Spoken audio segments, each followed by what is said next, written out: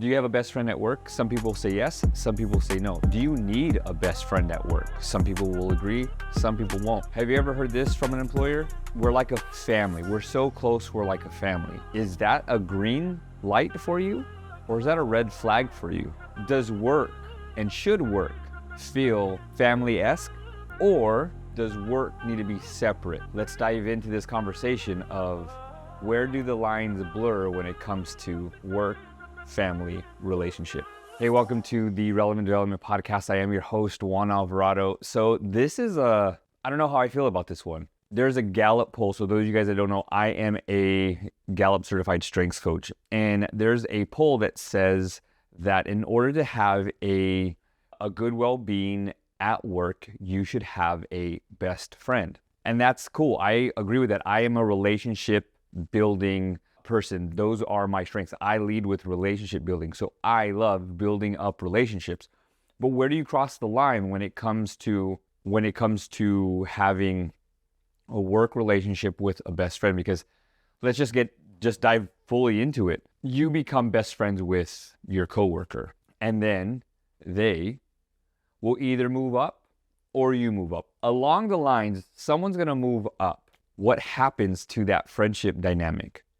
Because what I will tell you is, as someone who has always been a leader, I wanted to have that friend dynamic with my employees. And so as a lead of a school site, I got pretty darn close to my staff. I had the staff over for the baby shower of my newborn at the time, Levi. They brought gifts and bought gifts. Like, how much pressure is that? Like, I might be like, I want you to come because I feel like you're family and I'm really close to you. They might be like, hey, yeah, bro, you might think that, but not me. And now I'm forced to buy my boss a gift for his kid. Like, there's a lot of pressure there if you're not on the same page. Some people feel obligated. Well, my boss invited me. What if I don't go? So where do we start crossing the lines? For one of my ex-employees, Mondo, I was one of his groomsmen for his wedding.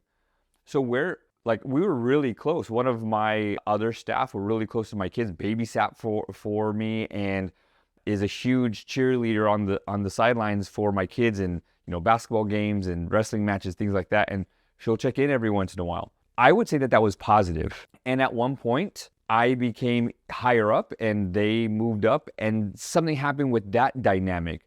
What they used to be able to do or get away with, now it's like, hey, you can't do that. And it's like, wait a minute, we were doing this when you were a staff. And so once I moved up, the next person moved up. And so there was more of a click. Like, they were more friends and closer as friends than they were with me. But then what I'm talking about happened. One of them moved up, and then the dynamic changed a bit. So how do you prevent that from happening? The family dynamic. Like, I get it from nonprofits and small businesses where you work together all the time. You come in like, let's do the work. And so you guys come in together, you're miserable together, you share the same gripes and complaints, and you grow close. But again, where does it cross the line? Because the opposite side says, one side says you should have a close friend, but some of your friends shouldn't be as close as family, and your family aren't as close as friends. What I mean by that is, like I tell my boys, listen, I'm not your friend.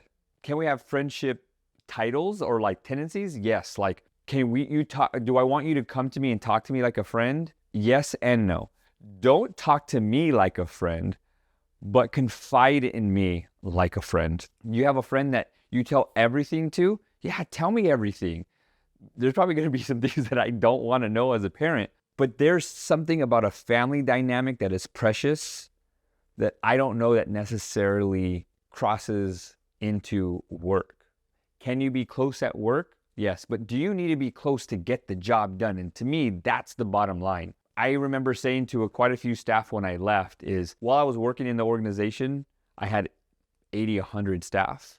I'm leaving with 80 to 100 friends. I messed up in the sense of blurring some of those lines of being really close and talking to staff, probably in a way that I shouldn't be talking, and griping and complaining, or talking about my boss or the business, and because I felt like I was connected to them in some type of way. So you go into work and you have the same gripes as somebody else. So yes, I agree that we should have some type of connection with our employees, employee to employee. I have a friend at work. We can laugh, we can talk to each other. But then again, what happens when, in Spanish, we call it the chisme, the gossip starts. And you're like, did you hear that so-and-so got written up? And did you hear that I got called into the meeting? They thought I said this. And then rumors start. And then cliques start to form. Would that have happened if I, as an employee, let's say, did not blur the lines of best friend? Again, do we need to have that relationship to get the job done? Let's say you are in payroll. Your job is to make sure that you get all the bills paid. Maybe your coworker makes sure that all the employees get paid. Do you have to have the friendship together in order to make sure that people get paid? I would argue, no, you don't. With your boss, do you have to have lunch with them and be best friends with them to get the job done? Because then what happens when you mess up, they mess up, and then it comes time for a write-up or evaluations, and you find out that your friend got a dollar raise or whatever it is, and you didn't? What does that do to the dynamic? And the only reason why you might be hurt and upset is because somebody else got it and not you. So then are you really friends? Because in my opinion, a real friend would be the cheerleader saying, you deserve that.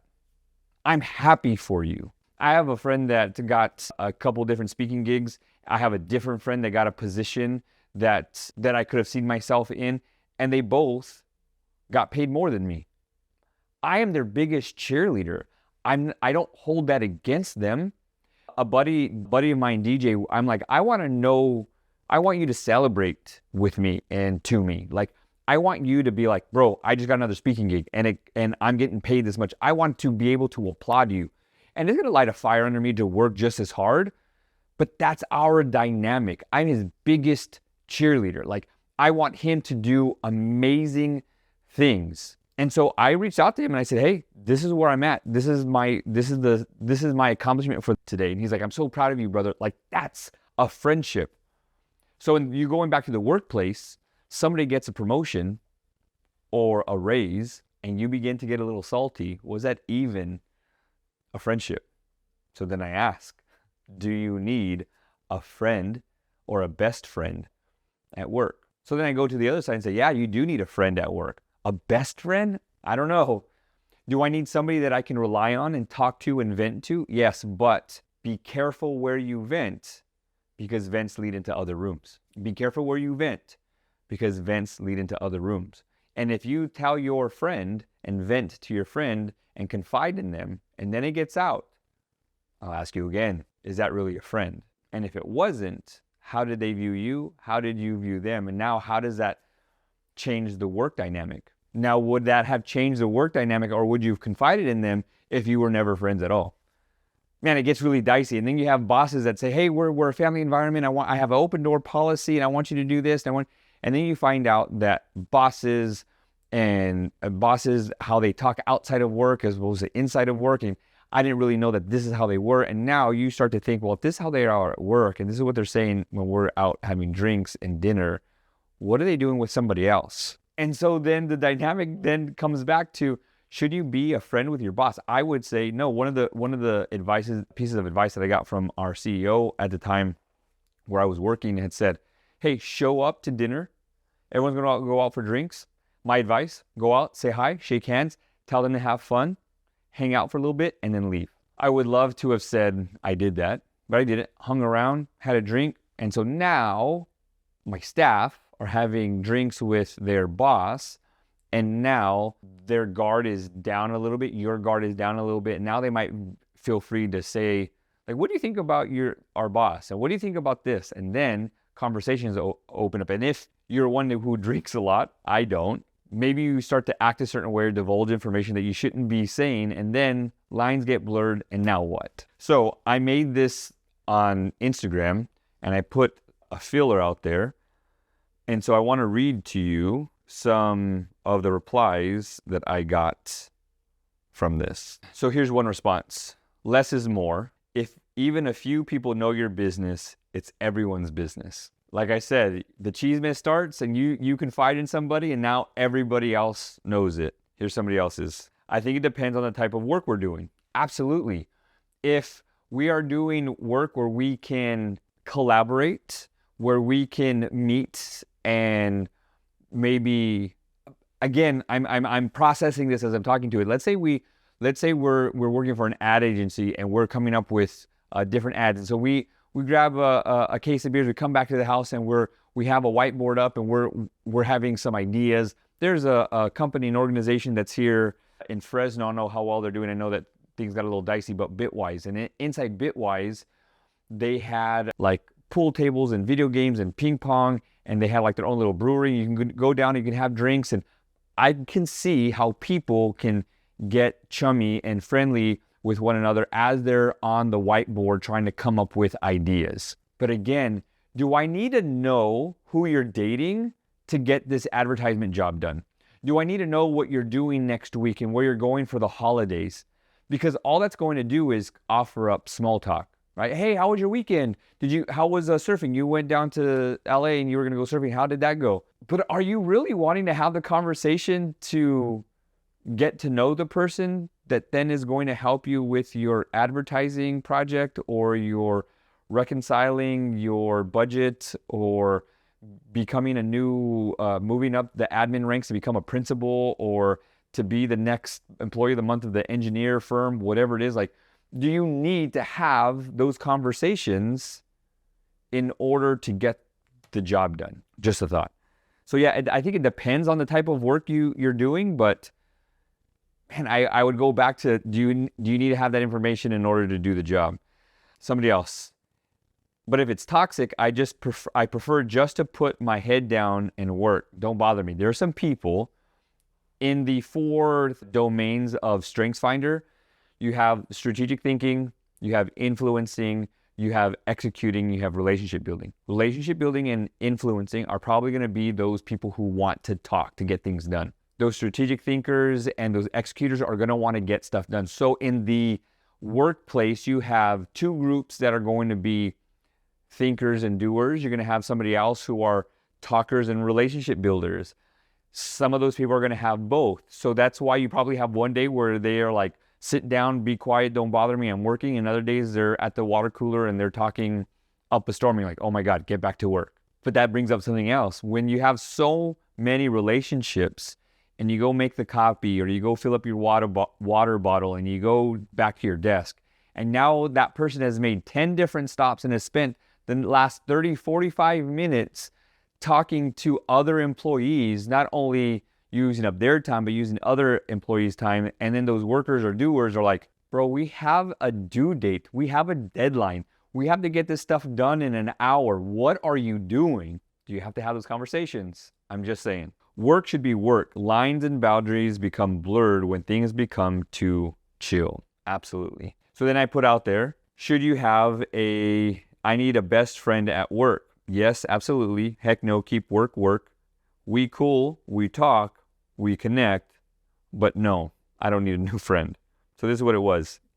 Yes, absolutely, 73%. Heck no, keep work, 9%. And 18%, we're cool, we talk, we connect. Like, I'll talk with you, but Friday after work, you're going home, I'm going to my place.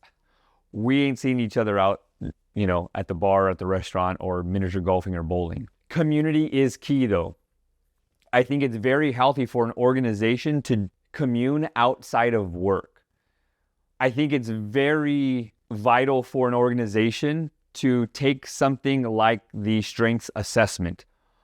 I love to know that the person that I'm leaning on, I know how to lean on them. If I know that I need to work with them and get a job done, I know how to speak to their strengths.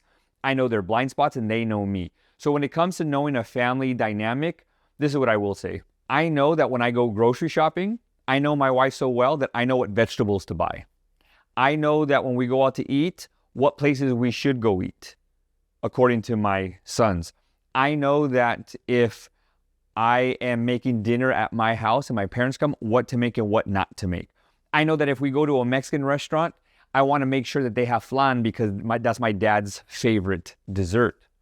None of us like flan, but I would do it for him. So if you extract that dynamic of finishing each other's sentences, knowing when to go over and not to go over, knowing what to speak about with somebody, what subject not to bring up, I think having that understanding or that dynamic is crucial in the workplace.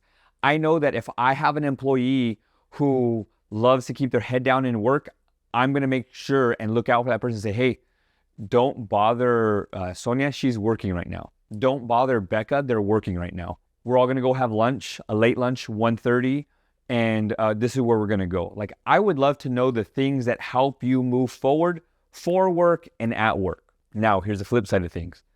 I might have to ask, or I might come into contact with information that I might need to know. If you have a loss in the family, as a boss, I'm going to want to send flowers, a plant, a card to your residents. I might want to attend the funeral to support and uplift and mourn with you.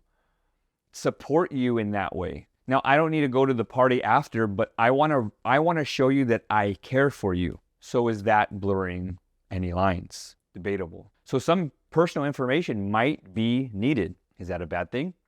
Or is it a positive thing? I will tell you this. Family should always be family, because no matter what, family is still blood. Your coworkers will be your coworkers as long as you work together. And then if you go somewhere else or they go somewhere else, your title can then change to friends. But if you're friends with a coworker and they get promoted, guess what? You're not friends. You're that person's employee because they're now your boss, or vice versa. I would urge you not to blur the lines of titles because you respect one another. In the military, we had a sergeant that said, listen, when we go out, I don't care if you hate each other. You will look out for one another. You will fight for each other. You will look out for one another. You will have each other's back. Until you get back home or back to the barracks, then you can hate each other. When you go out there, you love one another. And if you need to love one another so much that you care so much about that person's family to make sure that he or she comes back home so they can be reunited with their family. You come back, go back to hating them.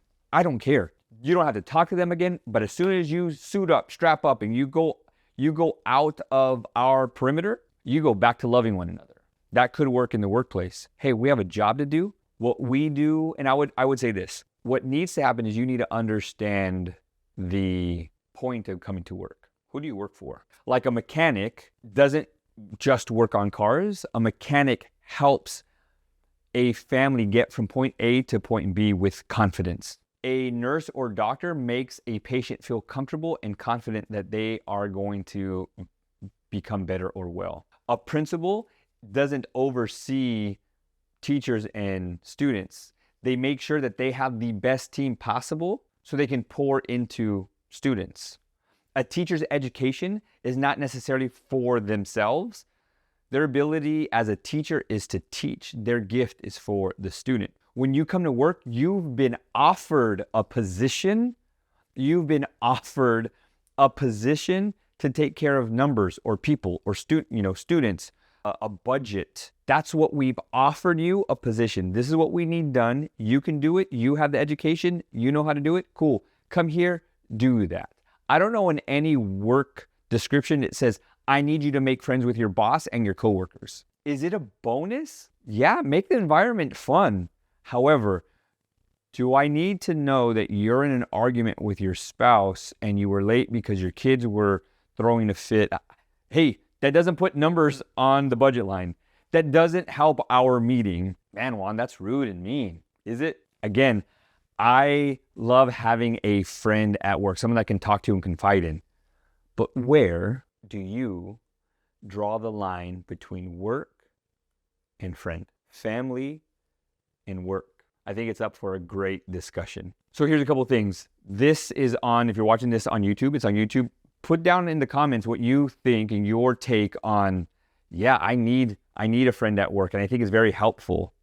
I would then question you, do you need to have all those conversations in order to get the work done? I would then say, for somebody who says, no, work is work. You come in, you do your work, and you get out. Cool. But then how do we fill up that person with joy and happiness? So put your comments down below. If you're listening to this on Spotify, or if you're listening to this on Apple Podcasts or Google Podcasts, 2 things. 1, leave a review. But 2, go to YouTube, find this video on YouTube and leave me a comment. Or you can follow me on my Instagram account, Raise the Bar with a Z, Raise the Bar CEO, or Raise the Bar LLC on Facebook, and send me a DM or a comment there.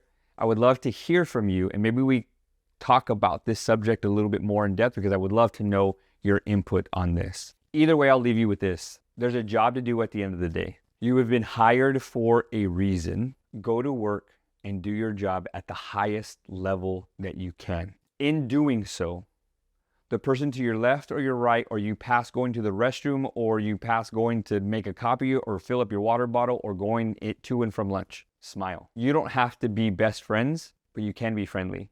And you can smile, say good morning, good afternoon. You can motivate one another.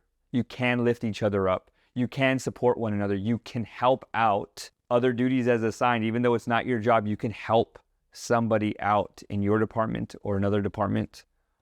I think the big thing that the workplace is missing is somebody to be bold enough to be happy, to be joyful, to do a job at such a high level. They go from being an employee to a leader, to a servant leader, to understanding stewardship. And then people will have your respect. They will have a respect for you. They will have a liking towards your work ethic and who you are as a person, because you make them feel better. And sometimes having just a dope coworker that makes you feel good about yourself, motivates you, helps you out, is a best coworker. Maybe you need to start being the best coworker that you can be, the best worker that you can be. We don't need a best friend as a boss. We don't need a best friend, necessarily a best friend at work, but we do need a dope coworker. We need a really good boss who listens, who understands, who makes us feel safe, uplifting, and motivated. So what can you do when you go to work to be the best human that you can be for the people at work? Love to hear back from you. Again, leave a review, leave a comment. Love you all. Make sure you continue to raise that bar and pull yourself up to the next level, but you can't do so unless you raise that bar. God bless, and we'll see you on the next episode.